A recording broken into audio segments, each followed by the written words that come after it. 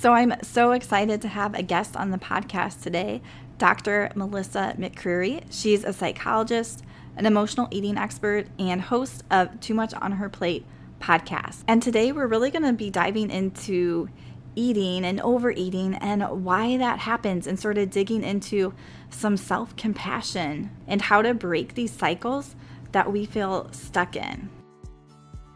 Hi friends, and welcome to the Healthy Beyond 40 show. I'm Michele, mama 4 and military wife, and I'm passionate about helping women get healthy from the inside out so they can feel better and live their best life. Do you feel like you're struggling to lose weight and get in shape? If you're ready to develop healthier habits, exercise consistently, and lose weight sustainably, then you're in the right place. I combine my expertise from my doctorate in physical therapy to my experience as a health coach, personal trainer, and yoga teacher to bring you actionable steps for a healthy lifestyle. No magic pill here, so lace up those shoes and get moving. All right. Hello, Melissa, and welcome to the podcast. So I'm so excited to get started today. So we're going to be diving in how perfectionism, stress, and doing it all fuel overeating. And this is something that's so common with a lot of people I talk to. So let's start off and tell me. So you talk about perfectionism, stress, the pressure to do it all. How do these things fuel overeating? Well, we could be here for a very long time. I think it's important to back up a little bit and talk about how important it is to be clear on what does fuel our overeating. So many times, almost all the time, if somebody is eating in a way that they don't want to, or they're emotional eating, or they're eating more than they want to, or they're binging on ice cream at night, the tendency is to get so focused in on how do I change that? How should I be eating differently? What do I need to eliminate? How do I need to control myself so I won't eat whatever it is that I just ate that I'm upset with myself about? Instead of what is really helpful, which is taking a deep breath and taking a step back and taking a look at, why did this just happen? Why am I here? And there is always a reason. There's always a reason we eat. Sometimes these are physiological reasons. Sometimes it is a need for fuel. And often it's a need for something else. It's a need for comfort. It's a need for stress relief. There's a whole concept of hidden hungers that I use with the women that I work with that talk about the things that we're really hungry for that aren't food, that food can become a substitute for. And that gets even more complicated by perfectionism and the expectations that we have for ourselves. Because think about it, we're so hard on ourselves. We are so perfectionistic in the expectations that we have for ourselves. And so often when we can't hold up the world the way we are trying to do, food is such an easy thing to turn to fill in the gaps, right? Food is such an easy thing to turn to comfort us, or even to give ourselves a break. Grabbing something to eat before you have something that you just don't want to tackle, or grabbing something to eat because you feel bad because what you're doing is never enough. That's one way perfectionism shows up. Am I saying that in a way that makes sense? Yeah. And I think this is something I talk about too. And it's sort of, you started off, the better way to handle it, instead of trying to control it, is to take that deep breath. You create a pause and you can ask yourself why. And I tell people when they start this is to take that pause and don't worry about the outcome if they eat the thing or not, because you have to break that pattern of just eating it. You have to put that pause in there and really dive into what is that why behind it. Um, and so tell me, you mentioned your hidden hunger, which I sort of love that name for it, because typically, like you said, we have that deeper need for something else. And it's interesting, as I'm starting to work with a client who's new and I ask them, oh, well, what was going on? Why do you think that happened? And they're like, I don't know. And then after we've talked about it for 5 or 10 minutes, they're able to then pull it out what really caused that, because they just thought, oh, it just happened. There was no reason. So tell me a little bit more about your hidden hungers. So I work with women, and I tend to work with high achieving women. I tend to work with women with a lot of perfectionism.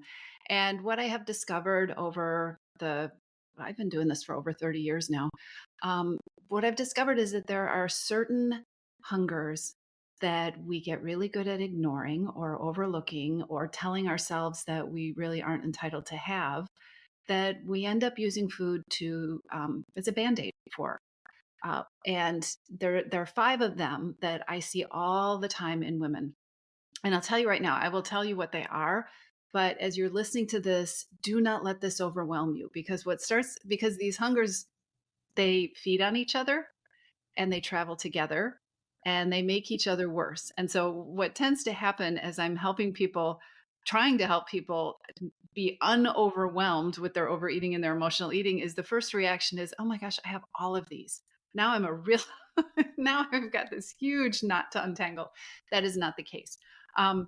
But think about some of the reasons that you overeat, right? You're tired, you're hungry, you're too busy, you haven't had any time for yourself all day. On top of that, you're really hard on yourself, which makes that whole wheel spin faster and faster and faster. These are the kind of things that trigger us to overeat. A hunger for stress relief, a hunger for rest. You and I were talking earlier about, how important sleep is and how a need for sleep, but also rest, can trigger all sorts of reasons that we eat more than we want to eat. There's a hunger for me time and self care, which so many of us are so used to just saying, I'll do that later, right? Or I shouldn't need that, or that comes after all the work is done. But not getting enough self care and me time is something that is a huge trigger for overeating. Emotional eating is triggered by strong emotions, but also, emotional eating is triggered by other hidden hungers. If you are tired and you are stressed and you are too busy and you haven't had any time for yourself all day long, you can be the most emotionally intelligent, emotionally skilled person on the planet. And somebody throws a tough, emotional situation at you, and you're just not going to want to deal with it because you're going to be out of bandwidth. And so, what so many of us do is we wander into the pantry and we get something to eat instead, right?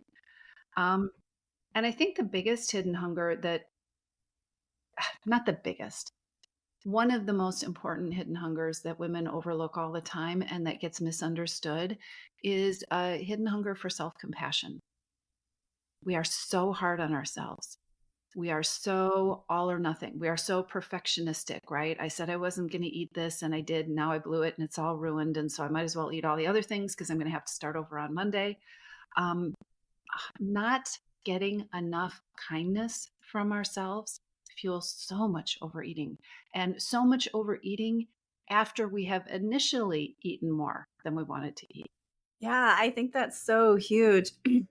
Recently, I was talking to one of my clients about this, and we sort of came up with a plan like, what do you want to do if you eat more than you want? Because the normal path had been feeling that shame and guilt and then continuing on that cycle for the rest of the weekend.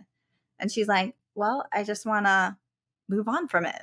Like, yeah, that sounds like a plan. Instead of getting stuck, just having compassion for myself, like, I didn't want to do this, but it's okay. Like, creating that safety in your body of, okay, it happened. I'm not a bad person. There needs to be no shame or guilt for this. I'll try differently next time, but it's okay. So I think that self compassion is huge because when we stay stuck in shame and guilt, we stay stuck in it. It's really hard to get out of it. So having that self compassion is really important. It's a dead end. I mean, I think what we don't really think through is that if you are blaming yourself, if you have decided, I'm lazy, I'm weak, I don't have enough willpower, whatever, there is no room there for curiosity. There's no room for compassion. But if you are not able to be curious about what just happened here, or why did that happen, or why was today off the rails when yesterday I felt so in charge of things, if you're not able to ask those questions, then you cannot learn from what just happened. And if you can't learn from what just happened, you really can't change it. And so being hard on ourselves, I talk to a lot of women who get into this debate, but I really could have tried harder, or I really was a little bit lazy in that moment.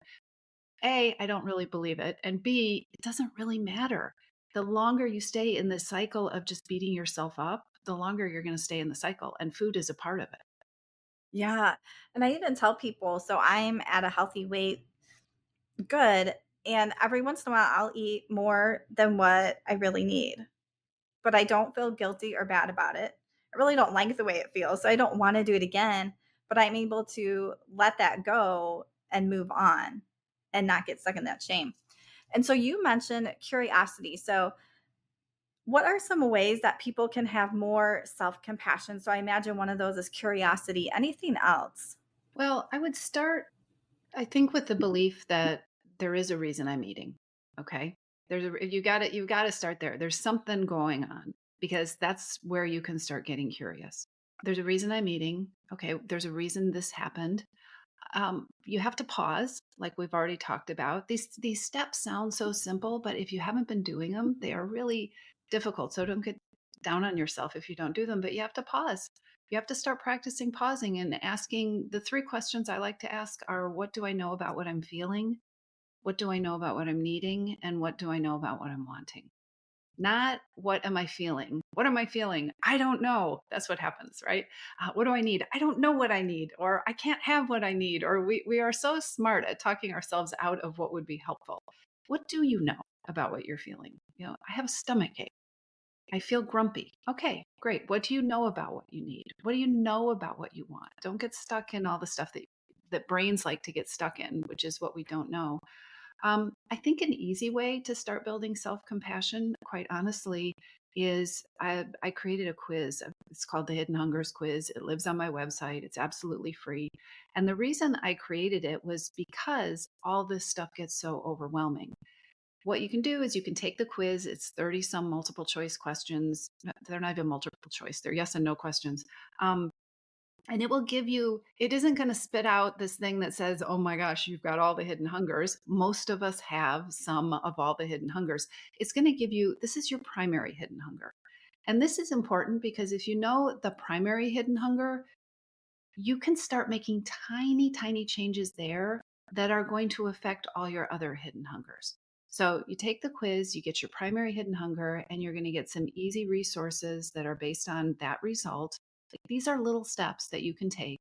I work with busy women. I'm all about how do we keep it doable, which is another way you show self compassion, right? You don't decide, I'm going on a 30-day plan and I'm going to do this every single day. No, I'm going to try these things out. I'm going to experiment. I'm going to be imperfect. Self compassion always acknowledges that we are human beings. I'm going to be imperfect. I'm not going to remember to do it all the time. And guess what? Like we were just talking about, if you don't beat yourself up and you get curious, why didn't I remember it? I remembered it so easily yesterday. And today I did not even think about it. What was going on there? You're going to go down a completely different path than the self blame and shame and guilt one that we know, all of us know way too well. Yeah, absolutely.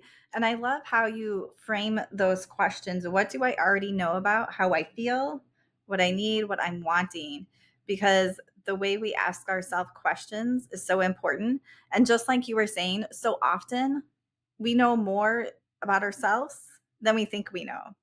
A lot of times I'll ask people, like, what's the first healthy habit you want to start with? Like, they already know it most of the time. They know what they're ready to start with, but we sort of get just in this stuck place where we don't think that we really know. And everyone, I'll be sure to link that Hidden Hungers quiz down below. That sounds like an awesome resource to check out.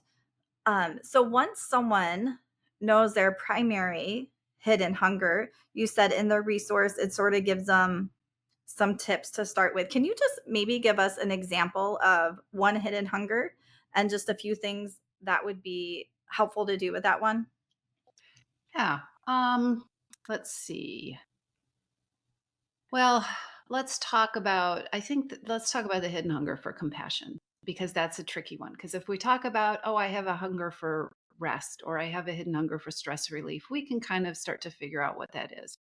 Um, but a hidden hunger for compassion, that's a hunger that's going to show up if you're somebody who's a mindless eater, if you are somebody who tends to eat on autopilot, or if you're somebody who eats to numb because you just don't want to feel things, it is quite likely that you've got a hidden hunger for compassion. happening in the background there. If it's not your primary hidden hunger, it's probably really important. And so, one of the things that you can do if you have a hidden hunger for compassion is take a look at all your multitasking. And that'll sound like, what? Why do we need to do that? Because if you are multitasking, if you are always doing something else, you cannot be paying attention to yourself. Okay. So if you are multitasking, you're disconnected from what's going on inside of you. If it's, take eating, for instance, so many women find it really hard to just eat and to not do something else. Um, Often, if you experiment with this, okay, I'm going to try to just eat a mindful lunch. I'm going to not do anything else. I'm going to put my phone away, my book away. I'm not going to have the TV on while I eat. You're going to notice some things, but you might notice that you're really uncomfortable. You might start to notice what's going on inside your mind, how you're talking to yourself, what your thoughts are. Um, and then how you're talking to yourself about the thoughts that you're having. Maybe, you're thinking about your to-do list and then you're angry at yourself because you didn't do X, Y, and Z. You're going to start to notice the ways you're not compassionate with yourself. And then you can start to look at, okay, so how do I take care of that? So that would be a small thing, trying to pay attention. And like I said, that one's not as intuitive as what you would do if you had a hidden hunger for rest. If you're really exhausted, you take a break, right? And Yeah. start to find ways to do that. Yeah, absolutely. I love that one because I think mindless eating is huge, as is multitasking. And it's so important to come back to the present moment and to slow down. And something I talk about too, I call it buffering. So, where people are basically distracting themselves to avoid their feelings, Yes. which then, in the example of our health, a lot of times it ends up us eating things, or, we might lash out at people because we're constantly buffering and trying to avoid whatever that feeling is that feels uncomfortable. And I always tell people, like, we have to expand our capacity to tolerate an uncomfortable feeling. It's just a sensation in our body, and we can check and make sure that we're safe, but it's just an uncomfortable feeling. And if we can learn to tolerate that, just like you gave in that example of eating lunch, without doing anything, it might feel uncomfortable. And we can expand that capacity because in that situation, we know we're safe and it's okay to feel uncomfortable and we can adapt. So, do you have any tips for people to tolerate just feeling uncomfortable and not I'm, reaching for food? I was just thinking about that.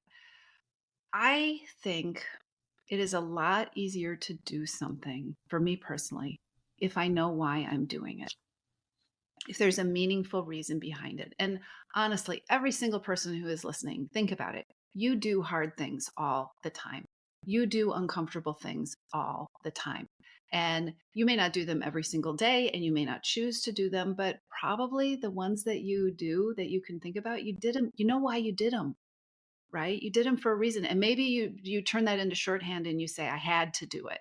Well, probably you didn't have to do it. You just wanted the consequences that would happen if you did it, or you didn't want the consequences if you didn't do it.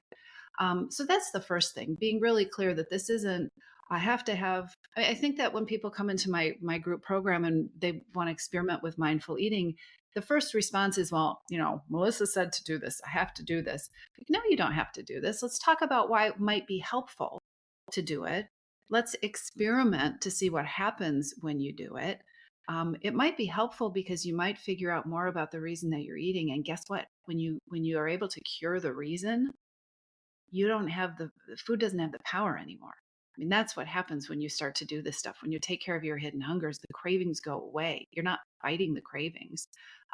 We were just talking in my group. We had a group coaching call yesterday about that experience of realizing, wow, I haven't binged in weeks. I don't remember the last time I binged, which is so different from marking off X's on the calendar of every day you were really good and didn't binge, right?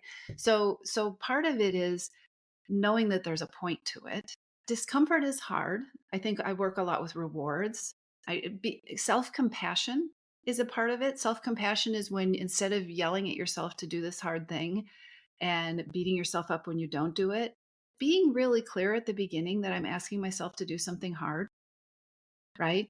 Um, and giving yourself credit for thinking about it and trying to do it The other way to sit with discomfort is make sure you're choosing a small step. Like, I'm not going to mindfully eat every single meal all week long. I'm going to maybe, if this is really uncomfortable for me, I'm going to try 10 minutes of my lunch and see what I learn there, right? What is something I can actually do so that I am not making promises to myself that I'm not keeping all the time?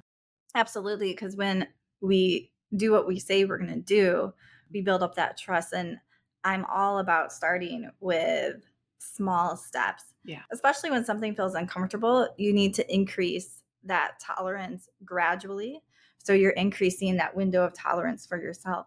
And I love how you also brought up, like, once you fix these underlying reasons, the why, that the eating just comes in place. And most of the time, most people know what eating healthy is, but yet we're out on the internet searching like for a healthy meal plan, like what do I need to eat? How much protein do I need to eat? And generally speaking, most of us know for the most part what is healthy. Now there are some tweaks like people don't know about, um, but for the most part, we do know what's healthy. So it is that underlining reason why we have to work on first. And then maybe we make a few tweaks to our nutrition that we didn't know about. But we have to start with that why we're Mhm. eating and any of those emotional triggers. I think the other thing you're saying that is so important is that I'm the only person who's lived in my body my whole life, right? You're the only person who's lived in your body your whole life. And yeah, there's a lot of information out there. There's too much information out there. And there are people who know about specific things, something more than you might know.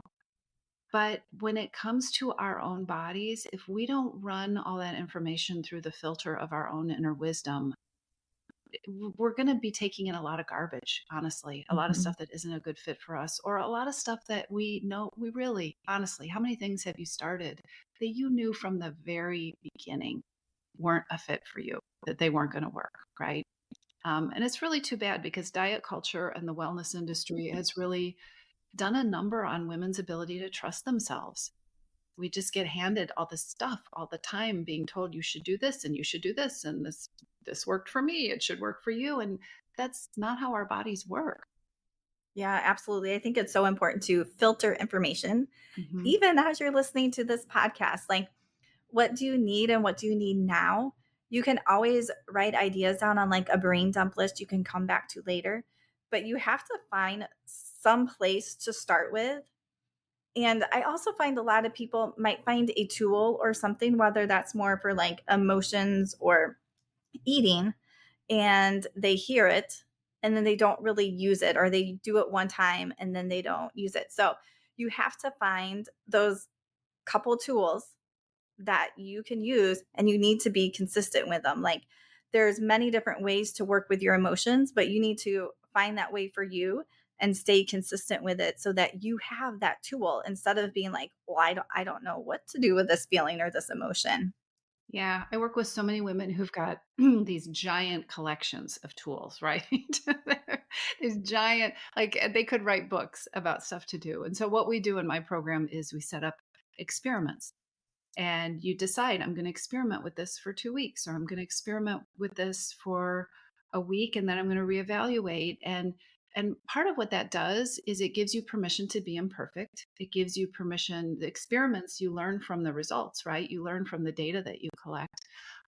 It gives you, and it gives you permission to adjust as you go along, right? So I'm learning this and I had this result, but turns out it doesn't work for me to do that on Thursday evening. So I can start to play with that, or, having a mindful meal at lunch, that was not helpful at all. But I really think if I tried it in the afternoon when I have my snack, um, it puts it gives you your power back. When you decide, instead of, I'm going to follow this plan, when you make the decision that I'm going to experiment with this thing because I think it might be helpful for me, you're in the driver's seat. And that feels so different than what so many women are feeling right now in their battle with food, right? Yeah, absolutely. That is one of my favorite things to say to people too, is you have to just experiment or test it out. Hmm. Like, let's try this for a few weeks and see how it goes. Yeah.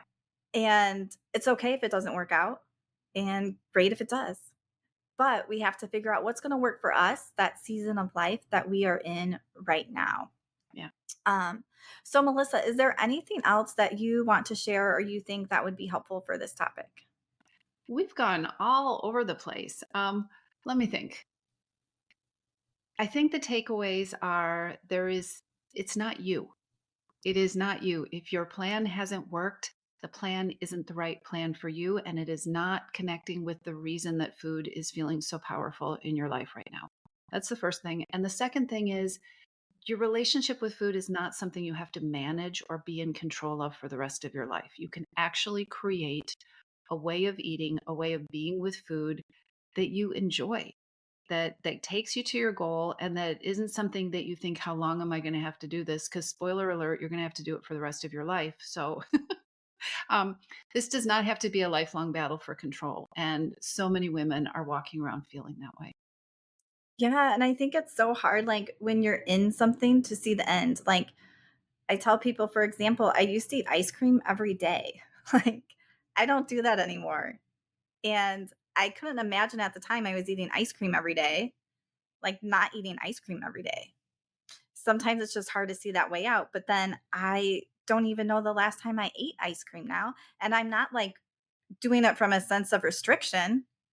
I just know I no longer need that anymore, and it's okay. So I think that's so helpful. And it's not you, because I think when we start to internalize and think things are us, that just feeds that shame and that guilt that keeps us stuck. Well, we Yeah. get told that if the diet didn't work, you didn't try hard enough. You need to start it over again. I mean, there's a lot of conditioning to blame ourselves, and Yeah. it's not helpful and it's not true. It's Yeah. a And I don't billion know about dollar you. industry. Yeah. Yeah. And I've even heard from clients who have gone in to see their doctor and they're like, you need to lose weight. And like, just not very nice about it. And in a way that is like blaming them. And that's just really hard. Yeah. Um, all right. Well, thank you so much for joining us today. We will put the hidden hungers down below. Is there anything else you want to tell the listeners about what you offer? Yeah, if this resonates with you, I'm pretty easy to find. I have my podcast, which is Too Much on Her Plate. I'm Too Much on Her Plate on Instagram, and my website is toomuchonherplate.com. And if you go there, you can take the free Hidden Hungers quiz. There's a roadmap that people have gotten, like, where do I start with your podcast episode? So there's a roadmap that you can download that says, start here with these different episodes, and here's kind of how things work and fit together. A lot of resources there. So thank you so much for having me on the show. Yeah, thank you. I love that podcast roadmap idea. I might have to steal that idea and share that because I mean, I have a lot of podcast episodes now too. So, yeah, that's a good idea. All right, I'll have all that down below. Thanks everyone for listening and keep on moving.